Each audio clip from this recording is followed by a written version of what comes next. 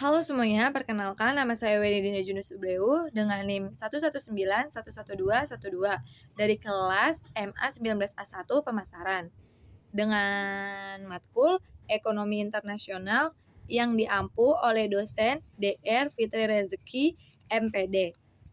Di sini saya akan mengambil tema kebijakan perdagangan internasional dalam kebijakan ekspor dan kebijakan impor. Perdagangan internasional saat ini menjadi salah satu kegiatan penting dalam memenuhi kebutuhan negara, serta dalam meningkatkan devisa, sehingga dapat meningkatkan perekonomian negara tersebut. Devisa ini dapat diperoleh dari kegiatan ekspor produk jasa ke luar negeri. Apabila luas pasar dari produk serta jasa suatu negara, semakin luas juga maka negara akan menghasilkan devisa dengan nilai yang lebih tinggi sehingga dapat memperlancar pembangunan negara. Jadi apa sih perdagangan internasional itu? Perdagangan internasional adalah kegiatan memperdagangkan barang dan jasa yang dilakukan oleh penduduk suatu negara lain, yaitu perdagangan tidak hanya mencakup ekspor impor barang tetapi juga ekspor impor jasa serta perdagangan modal. Dengan adanya perdagangan internasional, maka akan mempermudah suatu negara dalam memenuhi kebutuhannya. Contohnya itu yaitu ekspor impor minyak bumi. Kedua, ada tujuan kebijakan perdagangan internasional, yaitu terdapat 5 tujuan kebijakan perdagangan. Yaitu ada pertama, autarki.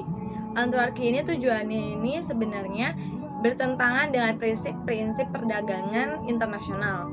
Tujuan autarki ini tuh bermaksud untuk menghindari dari pengaruh-pengaruh negara lain, baik pengaruh ekonomi, politik maupun militer. Yang kedua ini ada kesejahteraan atau welfare. Tujuan ini tuh bertentangan dengan autarki yang tadi. Dengan mengadakan perdagangan internasional suatu negara akan memperoleh keuntungan dari adanya spesialisasi dan kesejahteraan meningkat. Hal ini berarti mengarah ke perdagangan bebas. Ketiga ini ada proteksi. Tujuannya itu untuk melindungi industri dalam negeri dari persaingan barang impor. Kebijakan dapat berupa tarif atau kuota impor. Sesuai dengan namanya proteksi, yaitu pelindungan, di mana penerapan kebijakan ekonomi internasional bertujuan untuk melindungi semua industri yang sedang mengalami perkembangan. Pada dasarnya, untuk perlindungan dalam perdagangan ini antara lain kebijakan tarif, kuota, larangan impor, subsidi, dan dumping. Dan yang keempat ada keseimbangan neraca pembayaran, terutama bagi negara yang mengalami defisit dalam neraca pembayarannya, posisi cadangan valuta asingnya lemah, maka diperlukan kebijakan ekonomi internasional guna menyeimbangkan neraca pembayaran internasionalnya. Kebijakan ini umumnya berbentuk pengawasan devisa atau exchange control. Contohnya itu ketika pemerintah menerapkan kebijakan stabilitas ekonomi internasional pada negara dengan kelebihan valuta asing atau devisa, maka yang tidak akan terjadi apa-apa pada neraca pembayaran. Sedangkan jika pemerintah menerapkan kebijakan ekonomi internasional di negara yang valuta asingnya kurang, maka hal berbeda akan terjadi. Akan ada sebuah perubahan baik itu dari proses maupun lalu lintas uang tersebut. Dan yang kelima ini ada pembangunan ekonomi. Pembangunan ekonomi ini tuh untuk mendukung pembangunan ekonomi suatu negara, pemerintah dapat mengarahkan perdagangan internasional dengan kebijakan seperti pelindungan terhadap industri dalam negeri yang baru tumbuh, yaitu industri-industri, mengurangi barang-barang impor yang tidak penting dan mendorong barang-barang impor yang lebih esensial, dan mendorong ekspor, kebijakan ekspor dan kebijakan impor.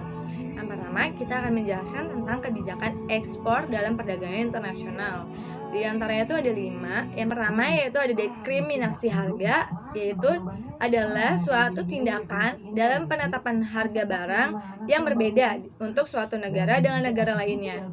Jadi untuk barang yang sama, harga untuk negara yang satu lebih mahal dan atau lebih murah. Jadi suatu negara yang satu ini bisa lebih mahal atau lebih murah daripada negara lainnya. Hal ini tuh dilakukan atas dasar perjanjian atau dalam rangka perang aktif.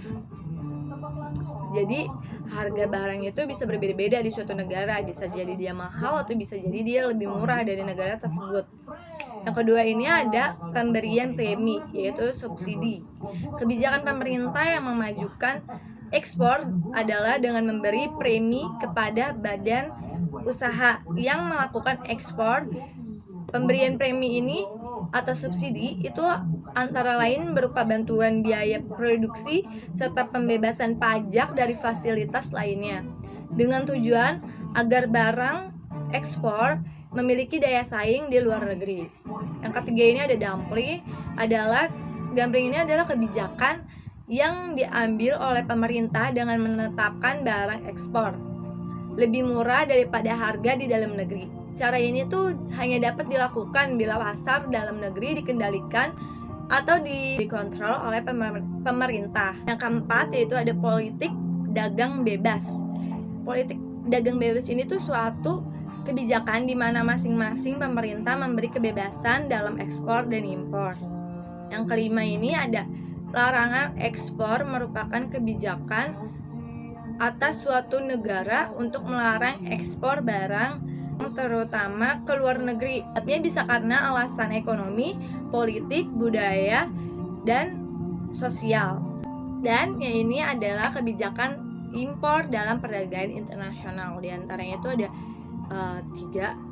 Saya akan mengambil 3 kebijakan impor dalam perdagangan internasional, yaitu pertama itu ada pengenaan bea masuk atau tarif, merupakan kebijakan pembebanan pajak atas barang-barang impor atau barang yang masuk ke Indonesia. Kebijakan ini ditetapkan untuk meningkatkan sumber penerimaan negara dalam bentuk devisa. Yang kedua ada kuota impor. Kebijakan kuota impor dilakukan untuk membatasi masuknya barang impor dalam negeri, yaitu pemerintah dapat menentukan jumlah atau jenis barang impor yang akan masuk ke dalam negeri. Hal ini akan membantu produsen dalam negeri untuk memproduksi barang yang dirasa mampu bersaing dengan barang impor yang akan dijual di pasar dalam negeri. Yang ketiga ada kebijakan subsidi impor. Kebijakan mengadakan subsidi impor ditunjukkan untuk mengurangi ketergantungan terhadap luar negeri dengan mendorong produsen luar negeri agar dapat membuat sendiri barang-barang diimpor dalam negeri. Dan ada manfaat melakukan perdagangan internasional, yaitu manfaat perdagangan internasional adalah pertama itu menjalin persahabatan antara negara. Yang kedua, memperoleh barang yang tidak dapat diproduksi di negara sendiri. Dengan adanya perdagangan internasional, setiap negara mampu memenuhi kebutuhan yang tidak diproduksi di negara sendiri atau tidak diproduksi sendiri. Terus yang ketiga ini ada memperoleh keuntungan dari spesialisasi.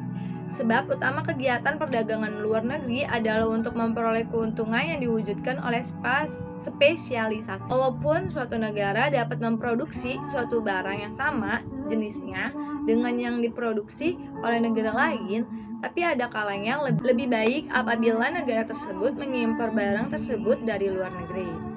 Yang keempat yaitu ada memperluas pasar dan menambah keuntungan. Dengan adanya perdagangan internasional, pengusaha dapat menjalankan mesin-mesin secara maksimal dan menjual kelebihan produk tersebut ke luar negeri. Yang kelima yaitu ada transfer teknologi modern. Perdagangan luar negeri memungkinkan suatu negara mempelajari teknik produksi yang lebih efisien dan cara-cara manajemen yang lebih modern.